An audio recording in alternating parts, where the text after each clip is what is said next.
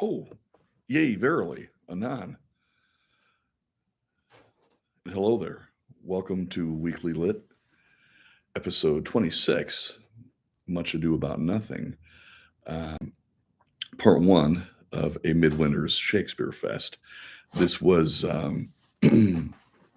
sort of came up organically because we got tickets to see Much Ado About Nothing at Notre Dame and went last night. There's one more show on Friday today. So if you're viewing this in the Notre Dame vicinity and can make it out to Washington Hall by 7:30 p.m., January, what is it, 28th, 2022, you'll be in for a heck of a show.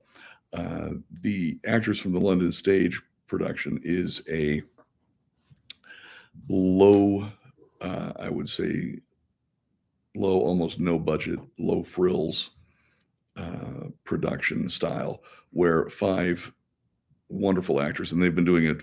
I mean, it's been going on at least probably 10 or 12 years, I think, maybe longer, at Notre Dame, where they come in and do one or two plays a year, and five actors portray all of the roles in a single play by Shakespeare.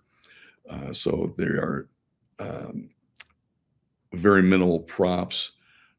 It's all out in the open. You know, the staging is on a well lighted stage with a few chairs, or a chair for each of them in the background, and then as they come into the front of the stage, they'll assume various characters, and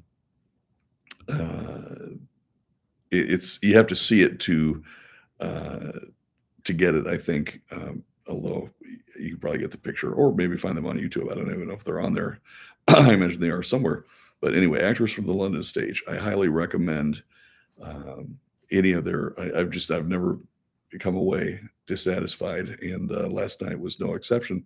They had a rousing standing ovation at the end. All five actors were superb, and of course they have great material to work with. And so the thing that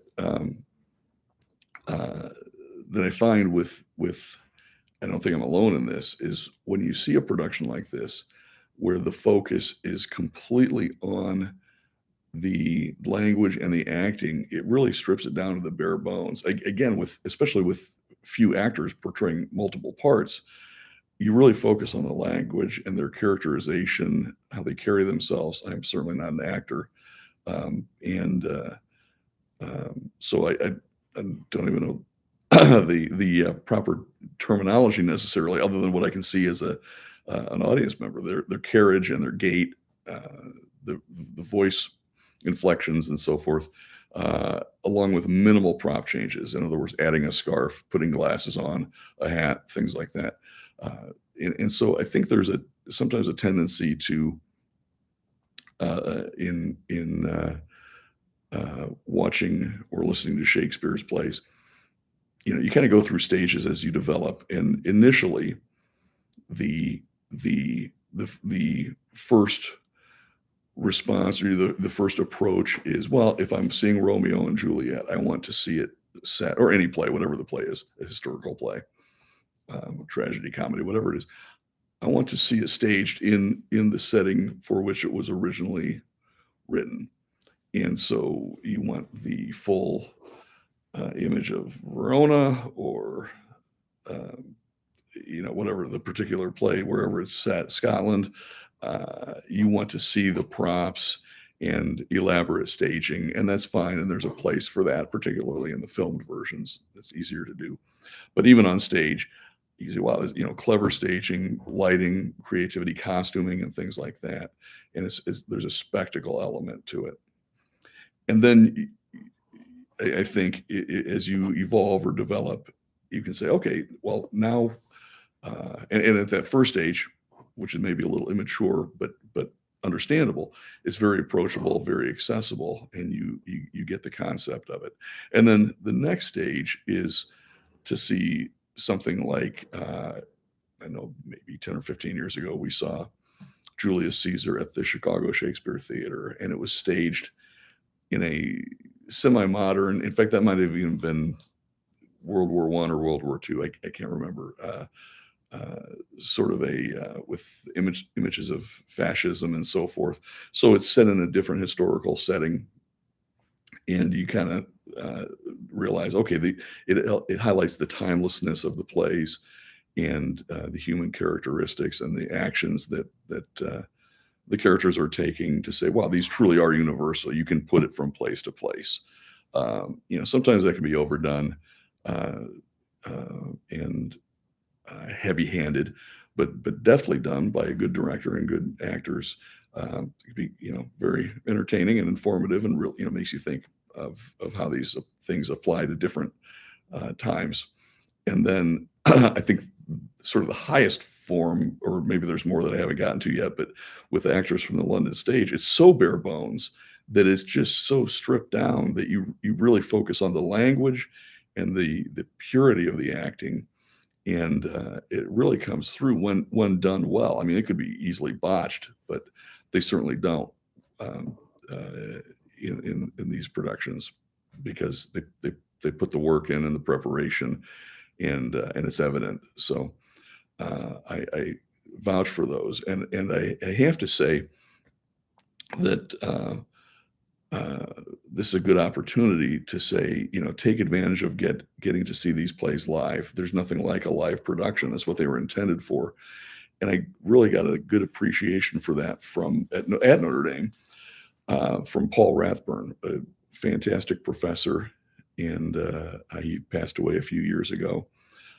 but taught my Shakespeare class that I took, and just a phenomenal educator.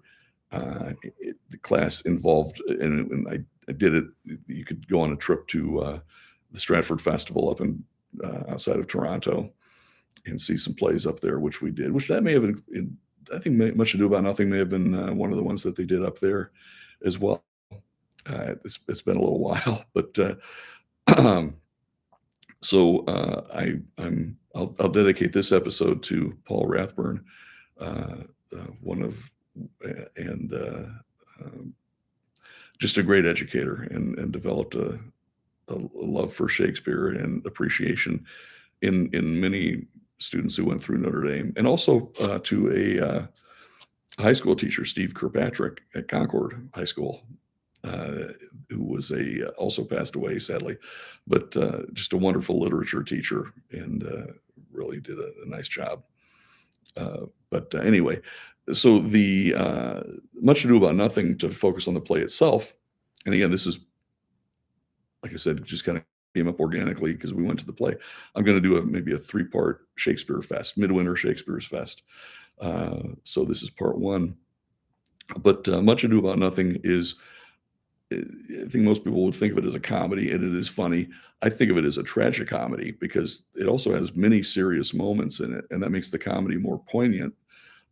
And depending on how it's presented, but so it can be done as something. And last night's production did this, I think, where they emphasized the potential tragedy and sadness. It ends on a high note and an uplifting note, but the uh,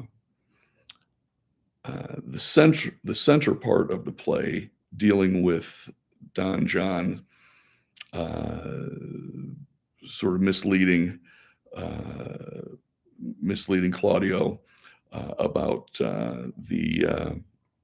the purity of Hero, whom he is to marry, um, leads to uh, Claudio being, he is mistaken and misled, and so Hero and Benedict and Beatrice and the friar and Don Pedro come up with a plan. The friar comes up with a plan, and so I'm going to read an excerpt of this. Is a very serious moment in the play, Act 4, where the friar is detailing the plan of essentially carrying forth, maintaining the the facade that Hero has in fact died when she hasn't, but they're going to maintain that she has, to draw out what has been done, and how Claudio has been misled. And this was sort of an effective, serious soliloquy by the friar in Act 4 that I really enjoyed from last night's production. So I'll give it a shot at reading this. Mary, this well carried shall on her behalf change slander to remorse. That is some good. But not for that dream I on this strange course, but on this travail look for greater birth. She dying, as it must be so maintained, upon the instant that she was accused, shall be lamented, pitied, and excused of every hearer, for it so falls out that what we have we prize not to the worth whiles we enjoy it, but being lacked and lost, why then we rack the value, then we find the virtue that possession would not show us, whiles it was ours. So will it fare with Claudio, when he shall hear she died upon his words. The idea of her life shall sweetly creep into his study of imagination, and every lovely organ of her life shall come apparelled in more precious habit, more moving, delicate, and full of life, into the eye and prospect of his soul, that when she lived indeed, then shall he mourn, if ever love had interest in his liver, and wish he had not so accused her. No, though he thought his accusation true. Let this be so, and doubt not, but success will fashion the event in better shape than I can lay it down in likelihood. But if all aim but this be leveled false, the supposition of the lady's death will quench the wonder of her infamy.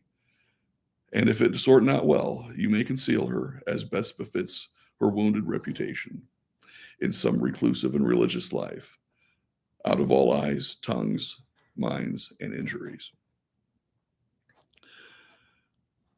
So again, that was a soliloquy by the friar, setting up the plan and describing it to the others. And I'll give you a spoiler. It works.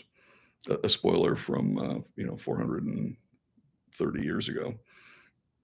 So the play ends on a high note, very enjoyable. And again, if you get the chance, when actors from the London stage comes to your town, take in their productions. It's always worthwhile. So please share this, comment on it, shoot questions, recommendations, anything else. And if there's anybody else you think might like it, then pass it along. I'd like this to become, a place for discussing or sharing ideas. And next up, we'll be looking at, if you want to get a little preview watch of what we'll be discussing, it's the Apple TV Plus production of Macbeth. They call it The Tragedy of Macbeth, directed by Joel Cohen and starring Denzel Washington and Frances McDormand. So if you want to watch that, you should watch it anyway, but that'll be discussion of part 2 of Midwinter's Shakespeare Fest, and then part 3 will be a surprise.